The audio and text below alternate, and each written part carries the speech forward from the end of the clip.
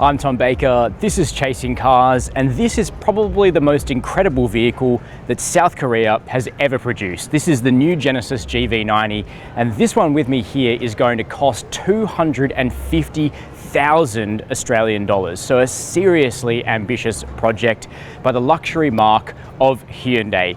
This is the biggest Genesis ever, it'll be the most expensive Genesis ever, and it's coming to a range of global markets.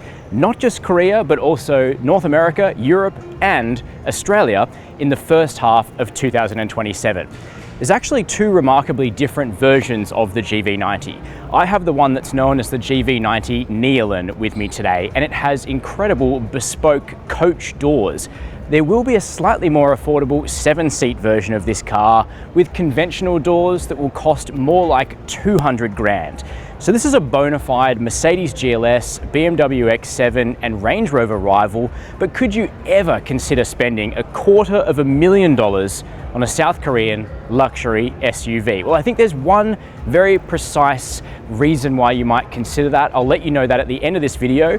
In today's walk around from the world premiere of the GV90, we'll check out the interior, discuss the hardware, the powertrain, the suspension and specs of this car, have a look at the practicality and the storage space, and then I'll give you my first impression verdict of whether this is worth the incredible amount of money that Genesis intends to charge. But before we get going, hit subscribe below. Chasing Cars, honest reviews of your next car. Brought to you by Budget Direct. So if you opt for one of the variants with the coach doors, you can see there's this incredibly dramatic ingress and egress setup for the GV90. Very easy to get into this car. As we always do, let's start with the front interior, because this car is going to be maybe 50-50 split between people that want to drive themselves and people that will be driven. So if you're in the former group, this is what you're going to be looking at. And this is effectively a generation forward of any Genesis cabin that we've seen before. It's also important to realize that there's no true base model on the GV90. The ones that will arrive at launch are all incredibly highly specified. Things like semi-aniline leather upholstery for the seating is standard across the range, and buyers can choose from different secondary trims, which include really beautiful open pore wood and crystal for this knob down here. Genuine stone is available, and also some really interesting patterns in wool cashmere can be selected for the inserts on the dash, and a massive insert on the door as well. Now this is a first edition, Australia won't be getting this, but you can customize the Neolun variant to be almost as cool. Looking forward here, we've got a new steering wheel design with physical controls. This little doohickey up here is actually the gear shifter or direction selector. That comes down when the car is turned on, and we can move neatly across to the 23-inch touchscreen. This is actually in the driving position, but if I press this button here and hit agree, the screen is going to do a pretty cool trick, which is raising 90 millimeters so that when you're charging this vehicle, you can watch Netflix, YouTube, streaming video on the screen for the 22 minutes the GV90 requires to go from 10 to 80%. Now the seats themselves are comfortable, the trimmings in here are all incredibly high end, and the build quality feels amazing, which I think stands in contrast to how some rivals to this car have definitely gone backwards in terms of perceived interior quality. Other aspects include a 25-speaker Bang Olufsen stereo with Dolby Atmos. We've obviously got power opening and closing doors, plenty of storage space, and a real feeling that this is an expensive car. But what's it like in row 2? Jumping in the back of the GV90, and this is the area that's going to matter most to people that want to be driven rather than doing the job themselves. The amount of room on offer is pretty good, not overwhelming. The wheelbase of the GV90 is long, well over 3 meters. If this driver's seat was pushed a little bit more forward, legroom would be even better. Now, the coach doors are what you're going to want if you're going to be spending your time here in the back. The 7-seat configuration with the swing doors is going to be a little bit more family friendly. Now, naturally, we have things like an extra control console down here, wireless charging, deep heated and cooled cup holders, but you can use a tray table on this seat on the left-hand drive configuration. That would be over here for right-hand drive. We've got a customizable translucency smart vision display up here, leather for the roof liner. That's like something you'd see on a Range Rover. And there's also a world's first roof airbag integrated up here to help in rollover collisions. No one else has done that before, which is pretty interesting. Now, in terms of safety, you can see there's no B-pillar visible. When the doors are closed, there is what Genesis is calling a hidden B-pillar, and there's so much steel that's been used, plus cast iron to hold the rear doors on.